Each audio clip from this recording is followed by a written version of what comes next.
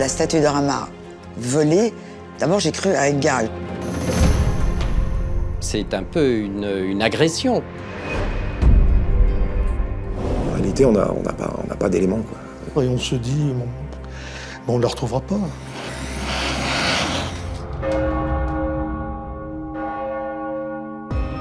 Un Picasso. Je dis, mais un Picasso ici? Alors, moi, je tombe de la lune, je ne sais pas si c'est un Picasso. J'avais l'impression de me trouver piégé, comme dans une émission télé, la caméra invisible.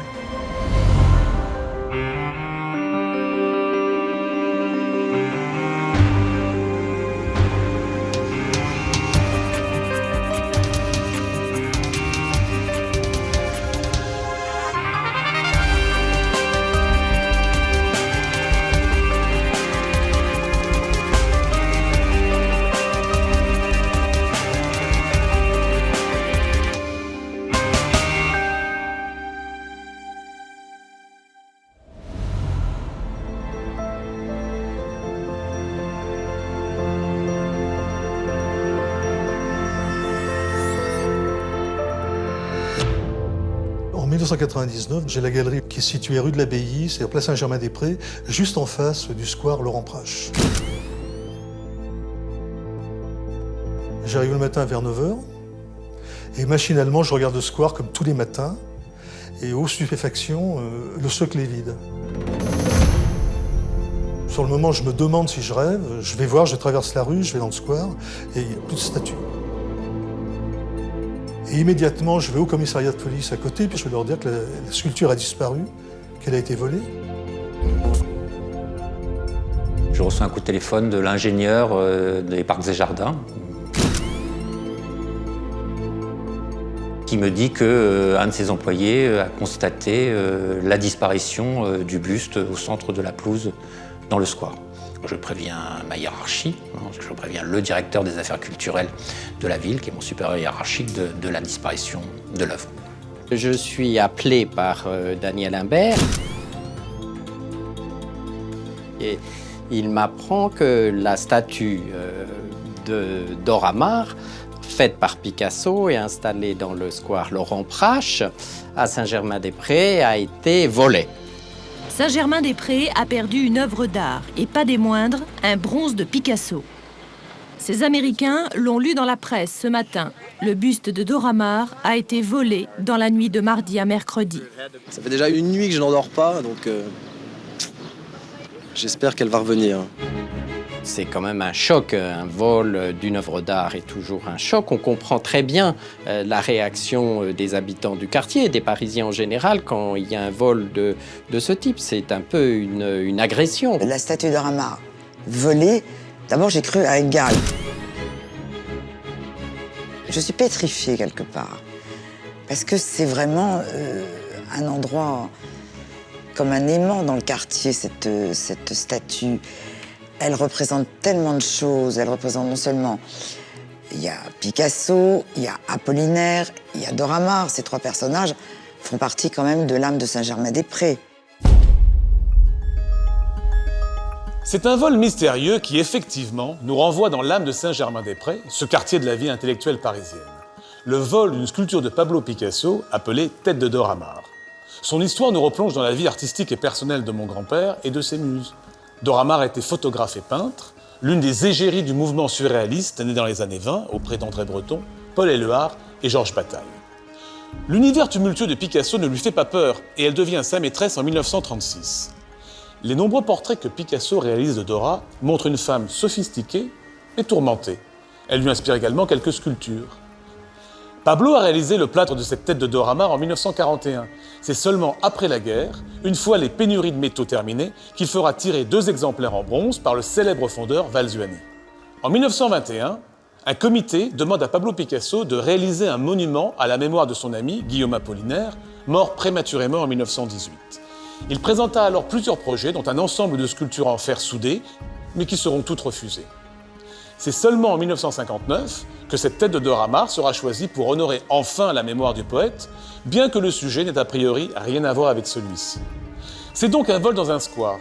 À Paris, par exemple, près de 1000 sculptures sont exposées à ciel ouvert, comme cette tête de Dora Maar, qui ce matin-là a disparu.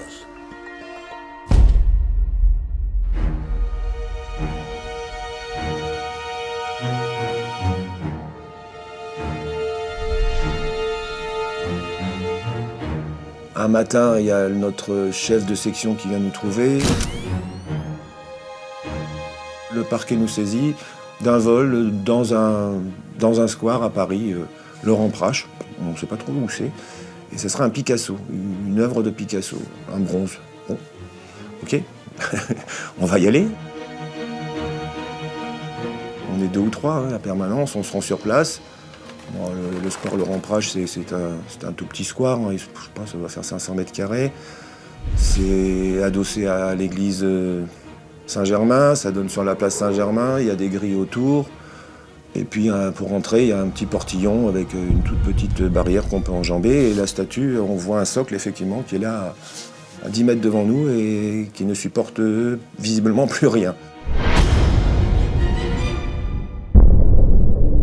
On fait l'enquête normale, enquête de voisinage, personne n'a rien vu, personne n'a rien entendu. À cette époque-là, il n'y a pas beaucoup de caméras, hein. Le maillage n'est pas aussi précis qu'aujourd'hui. Donc on fait nos constatations. Effectivement, on voit qu'il y a eu des traces sur le socle. Il y a un outil qui a été utilisé pour déceler quelque chose. En réalité, on n'a pas d'éléments, quoi. Il faut dire tout simplement les faits, on n'a rien. On fait revenir le gardien qui a constaté la disparition et lui nous précise qu'effectivement, il est passé, il a nettoyé le parc et il y avait ce matin-là pas mal de canettes de bière cassées au sol. Bon. Alors, la question qu'on se pose tout de suite, c'est on se dit, mais est-ce qu'on a bien fait? Est-ce qu'on a pris toutes les sécurités nécessaires? Il apparaît qu'elle était bien scellée, que le cadenas qui verrouille le square Laurent Prache n'a pas été fracturé et c'est une statue qui pèse 80 kg, qui fait à peu près 80 cm. Donc, elle a été portée probablement à bras d'homme par-dessus la barrière du square. Entre rivaux, on essaye de comprendre ce qui s'est passé. On est un peu effondré de voir la disparition. À partir de 99, je crée mon journal La Gazette de Saint-Germain-des-Prés. J'ai demandé à un journaliste de faire une enquête, savoir quel service de police avait été alerté, où on en était. Donc voilà, il s'est chargé de remonter un peu les pistes, la BRB, la Direction des Affaires culturelles, mais personne ne savait rien.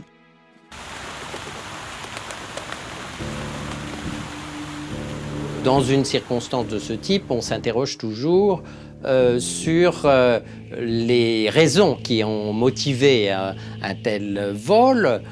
Ça peut être l'idée de monétiser, de vendre l'œuvre, ce qui est toujours extrêmement difficile sur des œuvres absolument emblématiques comme celle-là qui se trouve dans tous les livres d'art. Alors si on veut la vendre comme un Picasso, il va falloir des documents, parce que ça peut être un faux, ça peut être un surmoulage, donc c'est pas facile à obtenir. Si c'est pour la vendre comme une simple statue en bronze, ça va pas, même si elle est belle, mais qu'elle n'est pas attribuée à un artiste particulier, elle va pas coûter grand-chose. Ça nous paraît plus qu'étonnant. La seule crainte qu'on ait, c'est qu'effectivement, elle ait été volée pour le métal. Est-ce qu'elle disparaîtra définitivement, qu'elle soit ou perdue, ou pire, détruite, puisqu'on sait malheureusement qu'il y a des œuvres d'art volées qui sont détruites. Et puis, je ne sais pas pourquoi, on a tous un petit peu la même idée en se disant c'est bizarre, ce vol, il n'a pas l'air crapuleux. On a l'impression que la tête, elle a été prise pour être déposée quelque part.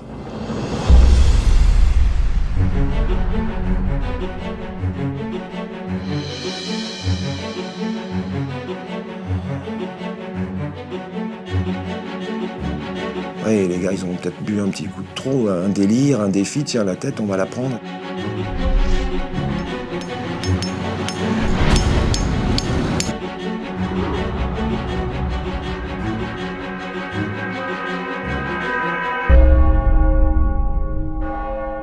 Elle est imposante, mais elle se met quand même dans le coffre d'une voiture, j'imagine, sans trop de problèmes. Je veux dire, si c'est un délire direct sur le coup, c'est tout à fait faisable, tout à fait faisable. Après, on se dit, ils sont partis, les vapeurs d'alcool vont peut-être s'évaporer également, et ils vont se dire, attention quand même, ça reste, malgré tout, même si c'est une blague, c'est un vol. Si on se fait arrêter avec la statue dans le coffre, on va avoir de drôles d'explications à donner. On pensait vraiment la retrouver, mais dans les jours qui suivaient. On s'est dit, ils vont la déposer quelque part. Ça va étonner bien sûr quelqu'un de retrouver une statue aussi imposante, posée je ne sais pas où, je ne sais pas pourquoi. On s'est dit, on va la retrouver, oui, très vite, très vite. Eh ben, on a attendu un petit peu. Pour des enquêteurs, plusieurs hypothèses peuvent motiver le vol d'une sculpture.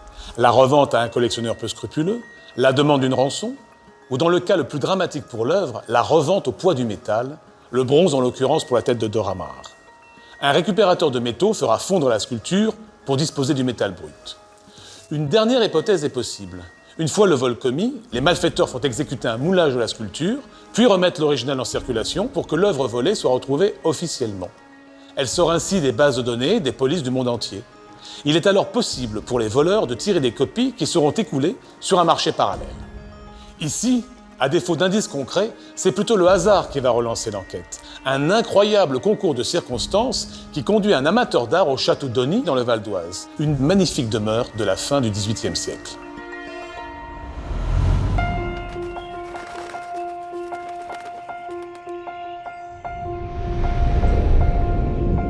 Cette histoire, elle commence en avril 2000. À l'époque, j'étais jeune, je n'avais que 72 ans à l'époque, et je passais mon temps d'une expo à une autre, d'un musée à un autre, et je suis allé donc à ce château à l'occasion d'une manifestation culturelle.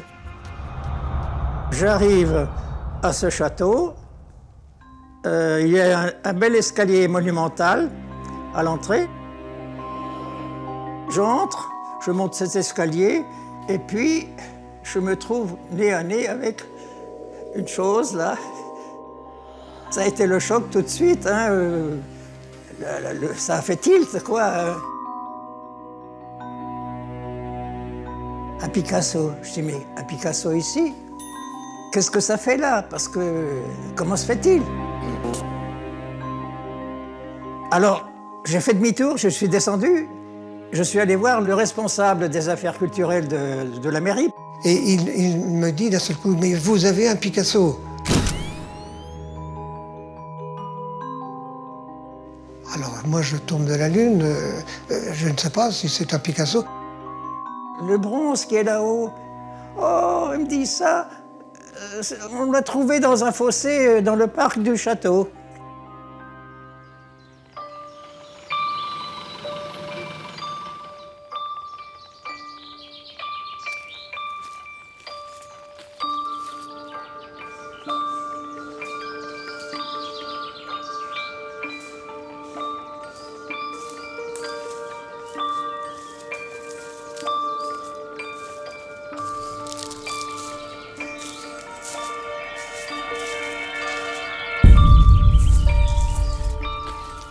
La police municipale l'a trouvé dans un fossé d'un bois jouxtant le parc de la mairie d'Odony.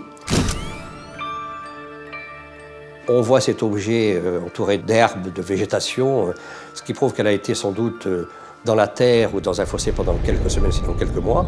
Et nous ne voyons rien de l'objet lui-même, puisque c'est un magma de terre, de pelouse, etc.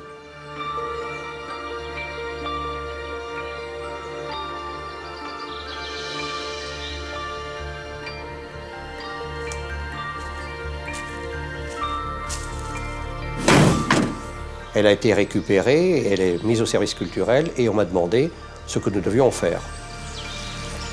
La mairie décide de le faire nettoyer plus en profondeur, donc ce sont les services techniques qui s'en sont occupés.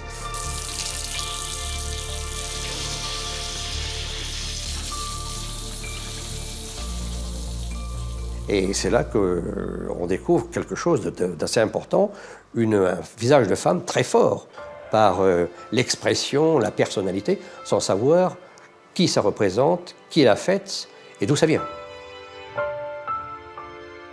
Je ne peux pas dire que je la trouve très belle, mais en fait, on voit que c'est un visage qui est impressionnant. Ce n'est pas la beauté éternelle féminine qu'on voit dans les sculptures anciennes, mais c'est assez rustre, c'est assez rude comme visage.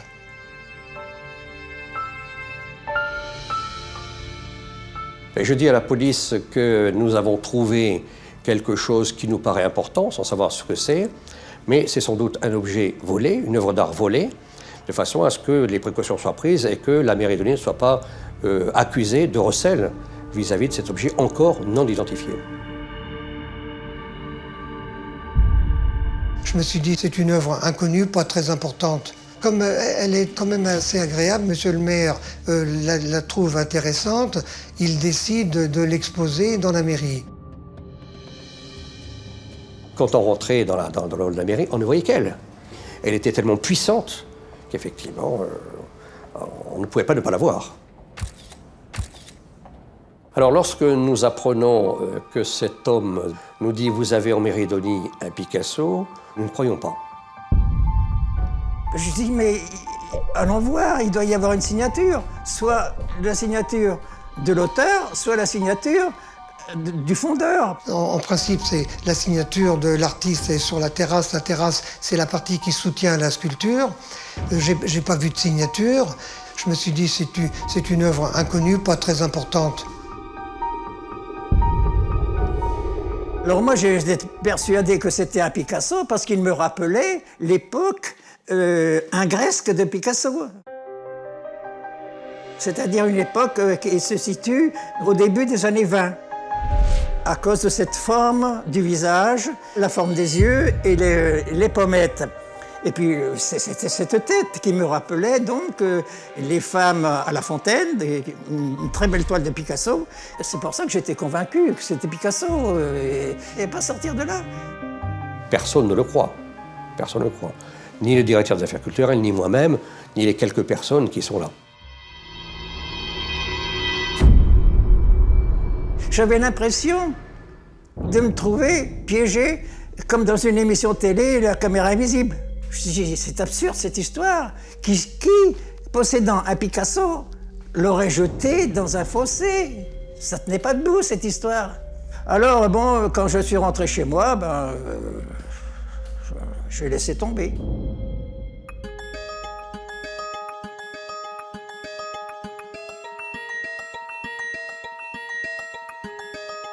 Les mois passent, effectivement, aucune nouvelle de Dora Maar, et on se dit, on ne la retrouvera pas. On reste dans le mystère.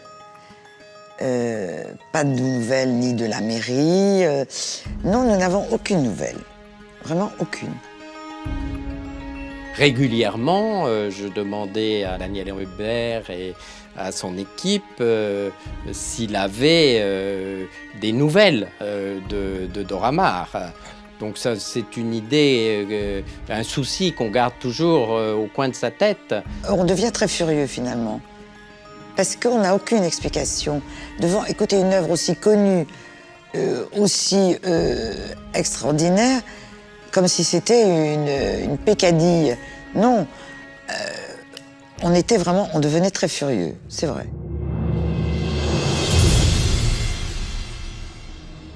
En même temps, on se dit qu'il y a peut-être eu un coup monté.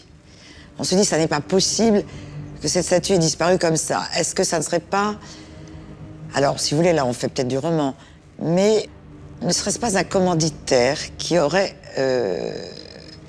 organisé ce vol? Vous savez, ça arrive que des collectionneurs veuillent avoir un objet chez eux pour la seule contemplation ou d'une peinture ou d'une sculpture, l'avoir à eux seuls. Tout est possible, ça a pu être une commande. On a fini par le penser et qu'on ne la reverrait plus jamais à cause de ça. Oui, ça c'est l'idée qui a cheminé.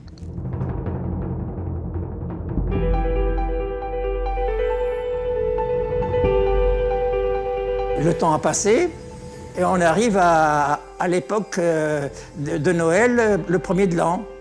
Et à ce moment-là, il y a une émission sur Picasso. Alors évidemment, je regarde.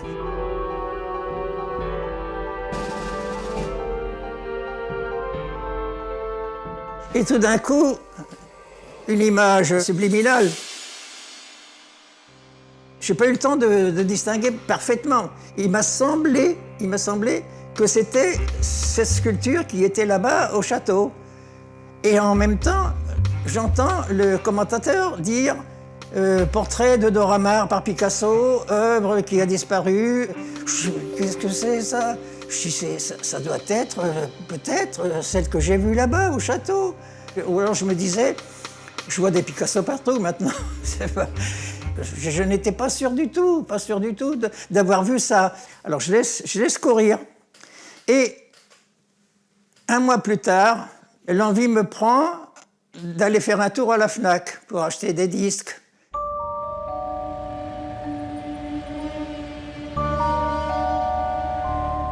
Et quand je vais à la Fnac, il y a un endroit qui, pour moi, est un passage obligé. C'est le rayon des livres d'art. Et alors je regarde, et qu'est-ce que je vois tout d'un coup? Dora Maar, peinture.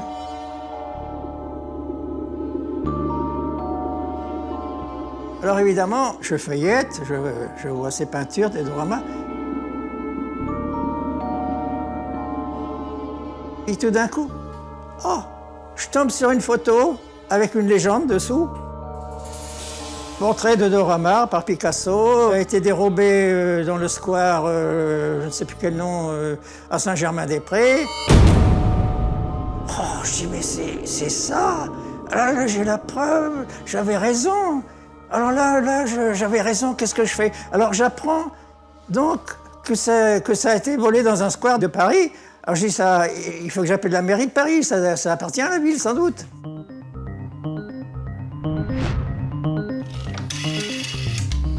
Le lendemain, j'appelle la mairie, mais c'est un samedi. Et tous les bureaux, il n'y a personne dedans. Et la personne qui me répond, qui était là de permanence, me dit je prends note de ce que vous me dites et vous me laissez votre numéro de téléphone et votre nom, et puis éventuellement, on vous rappellera. Je dis bon, d'accord, et puis c'est tout. En février 2001, j'ai une première information disant que quelqu'un visitant la mairie d'Osny aurait identifié une œuvre comme étant le buste de Dora Maar par Picasso. Le lundi suivant, coup de téléphone, c'était la mairie. Vous nous avez téléphoné pour nous dire que vous saviez où se trouvait la sculpture de Picasso. Je dis oui, elle se trouve à tel endroit, je donne les coordonnées. Je n'ai pas tellement de doute, je dirais, sur la véracité du récit et sur le fait qu'effectivement, à Osny, une œuvre présente dans l'escalier soit le buste en question. Et pour vérifier l'information, j'appelle la mairie d'Osny. Je suis très sceptique. Et je dis, écoutez, moi, cette statue est là depuis 2 ans, rien ne me prouve que ce que vous dites est une réalité. Le lendemain, coup de téléphone, c'était la mairie, la même personne probablement, qui me dit « On a téléphoné là-bas, on nous a répondu qu'il n'y avait pas de Picasso. » Je dis « Mais évidemment qu'ils vous ont répondu qu'il n'y avait pas de Picasso. Ils ne savent pas que c'est un Picasso. Ils ne le savent pas. » Dans la mesure où j'avais senti de la part de mon interlocuteur comme une sorte de réticence à livrer des informations, j'ai, mais là aussi ça relève de la procédure, prévenu les services de police pour les prévenir, et du coup de téléphone que j'avais reçu, et de mon propre coup de téléphone à la mairie.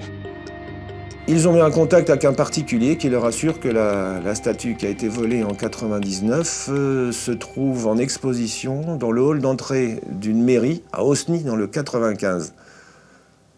Et il nous dit, le particulier a l'air tout à fait sûr de son fait. Il est persuadé que c'est celle-ci. Je dis, bon, la première chose à faire, déjà, ça nous étonne. On pensait la retrouver un jour, mais certainement pas dans un bâtiment public. On va appeler Osny. Un commissaire de la BRB de Paris m'appelle pour me dire « Voilà, monsieur le maire, vous êtes bien le maire d'Osny, vous avez la statue de Picasso, une plainte a été déposée par le maire de Paris, donc il y a une procédure qui est engagée au niveau du tribunal de Paris, mettez-la à l'abri, parce qu'une fois que le jugement sera rendu, nous viendrons la récupérer. »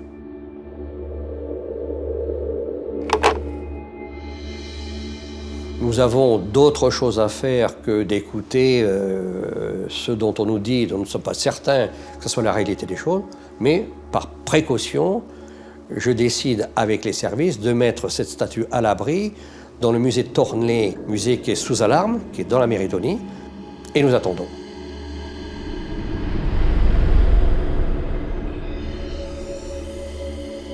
Franchement, ils avaient l'air un petit peu réticents à nous répondre. Et effectivement, quand ils ont su qu'elle était volée, qu'elle venait de Paris, ils ont dû se dire, mais bon, on a dû rater quelque chose quelque part. Parce que d'une manière ou d'une autre, ils sont receleurs. De bonne foi, mais receleurs de l'objet. Donc j'imagine qu'ils étaient un petit peu en porte-à-faux. Le maire du 6e arrondissement, une fois les événements connus, m'appelle pour me dire écoutez, merci, la statue qui était dans le square du 6e arrondissement est chez vous. Nous attendons la fin de la procédure et nous allons la récupérer. 1, 2, 3 appels me laissent à penser qu'il y a une petite réalité des événements qui se déroulent devant nous. Et que c'est vraiment un Picasso que nous avons chez nous.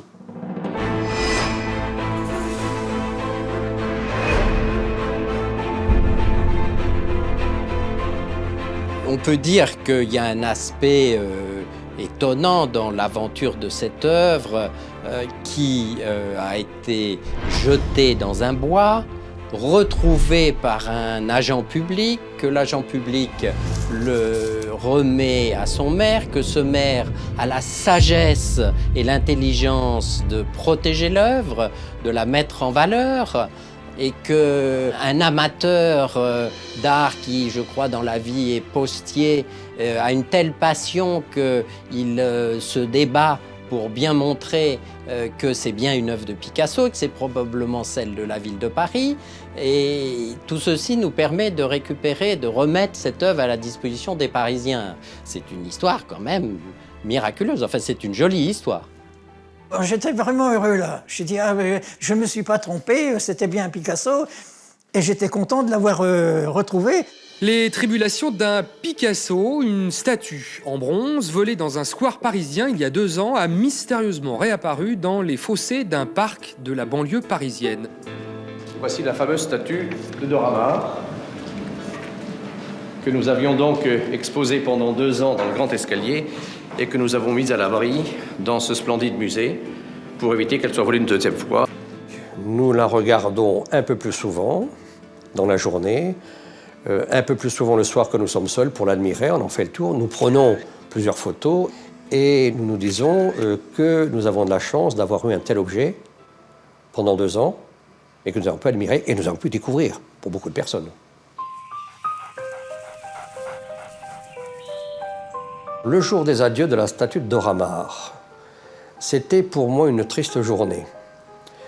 Je savais que le matin, elle serait récupérée par un camion du musée Picasso de Paris et j'étais un peu triste, donc je suis resté dans mon bureau et j'ai vu Dora Maar partir emmaillotée dans un drap mis dans un camion et qui repartait au bout de 2 ans pour se voir réinstallée dans le square de la place Saint-Germain à Paris. Tristement. Je pense que oui, qu'elle aurait mérité de rester encore quelque temps. Elle était bien, là, oui, elle était bien. Elle jouait le rôle de Marianne. Mais si elle était restée là-bas, quelqu'un d'autre l'aurait probablement, un jour ou l'autre, retrouvée aussi. Ange Tomaselli a mis fin à l'énigme de la disparition de la tête de Dora Maar et l'affaire a été classée sans jamais connaître ni les auteurs ni les détails du vol. Mais son retour dans le square de Saint-Germain-des-Prés, peut-être trop discret, va alimenter très vite, après le scandale de son vol, une nouvelle polémique auprès des riverains.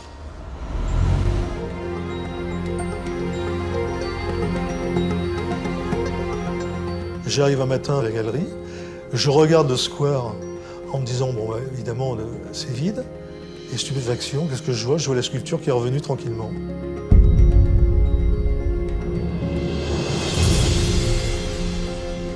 Marc Brenner m'appelle et me dit « Catherine, la statue est revenue. » Je dis « Pardon ?»« Oui, oui, la statue est sur son socle. » Je me précipite. Effectivement, elle était sur son socle. Pas de cérémonie, rien. Elle avait été remise au petit matin. Et quand Marc Brenner est arrivé vers 10h à sa galerie, elle était là. Personne. Je me suis marré parce que j'ai pensé aux nains de jardin, vous savez, qui disparaissent, les particuliers qu'on vole. On les fait circuler pendant 1 an avec des photos à Berlin, à Hong Kong, partout. Puis on les fait revenir en disant « je me suis bien amusé pendant 1 an ». Je trouve ça quand même incroyable qu'il n'y ait pas eu des personnalités qui... Et d'ailleurs, nous aurions pu, nous, être conviés, tous les riverains qui avions souffert de sa disparition. C'était la moindre des choses. C'était quand même un moment fort. C'était quand même notre statue qui revenait. Parce que moi, je pense que c'est notre statue. Miracle, après 2 années de disparition, la tête de Dora Maar retrouve son socle originel. Ouf de soulagement pour les habitants de Saint-Germain-des-Prés, mais c'est de courte durée. Dès qu'elle revient, la polémique s'installe. A priori, au départ, je suis ravie de revoir la statue de Dora Maar, mais j'ai un petit doute. J'ai l'impression, mais ce n'est que mon impression, que ce n'est pas la vraie Dora Maar. J'ai l'impression que c'est une copie. Le buste sculpté par Picasso en 1941 ne serait pas celui qui avait disparu dans des conditions mystérieuses le 31 mars 1999. Bizarre. Quand j'ai vu ce qu'ils avaient mis, je me suis dit, mais qu'est-ce qu'ils ont mis là?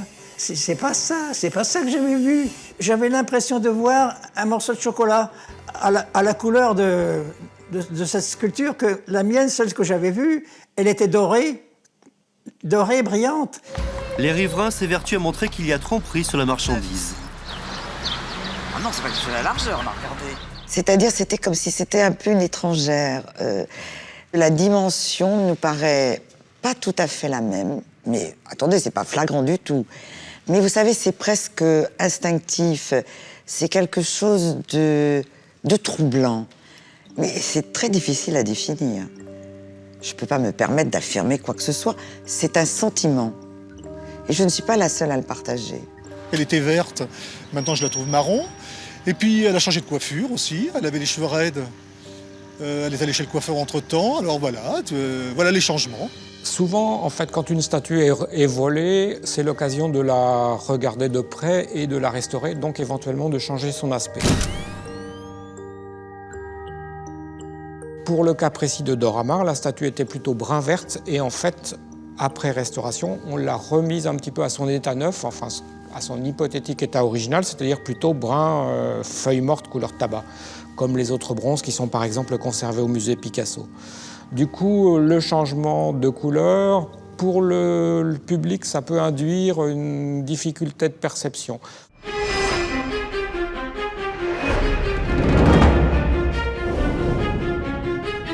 Après toutes ces dissimulations, après tous ces mystères, le doute, quand il s'empare de vous, ne disparaît pas du jour au lendemain.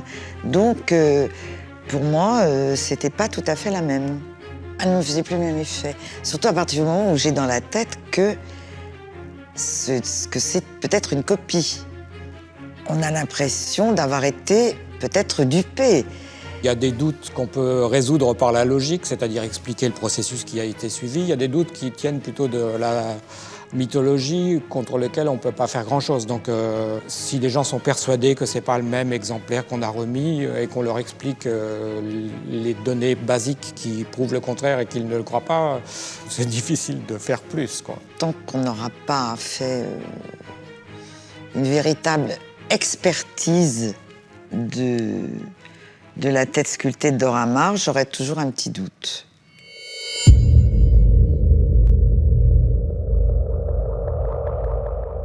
Et ça a été un peu difficile de convaincre, et c'est très emblématique de la passion qui entoure les œuvres sur la voie publique.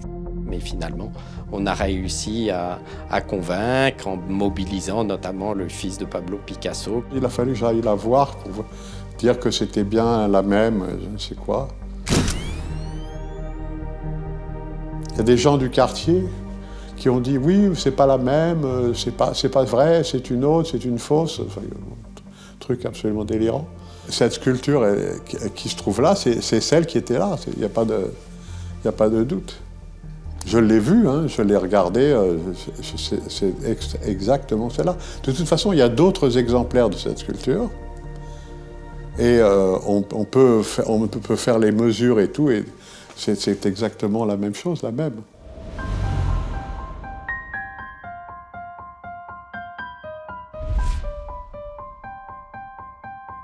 La seule chose, c'est que je me souviens très bien que c'était vraiment une joie de la retrouver, ce monument qui avait été mis en place avec tellement de difficultés à la mémoire d'Apollinaire se retrouve là où elle est censée être. Je suis allé la voir l'autre jour, elle a retrouvé sa patine d'origine en tous les cas. Et donc elle est en place. Et puis j'espère qu'elle restera mais le plus longtemps possible. Et qu'on pensera toujours à Picasso puis à Apollinaire. C'est vrai que elle paraît, maintenant avec le recul, elle me paraît, bon, plus vraie, mais bon, j'étais contente de la revoir, je dois dire. Mais quand même, toujours un petit doute. L'ombre d'un doute.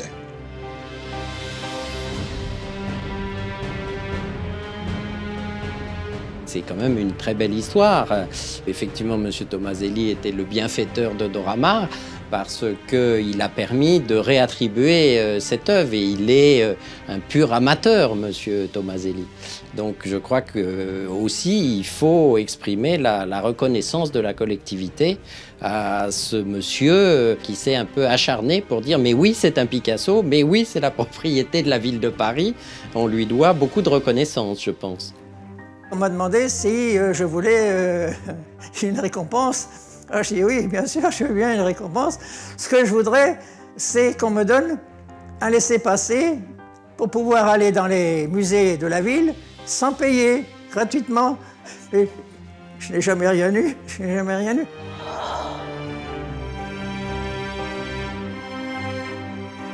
Probablement que c'était écrit quelque part, j'en sais rien où, que c'était moi qui devais la trouver, parce que le hasard, il a vraiment insisté, quoi. Oui, c'est un hasard qui n'est pas normal, ça. Ça défie la loi des grands nombres, quoi. Si la tête de Dora Maar a eu son bienfaiteur, nous avons tous une responsabilité vis-à-vis des œuvres d'art qui sont exposées au cœur des villes, sur des places ou dans des squares.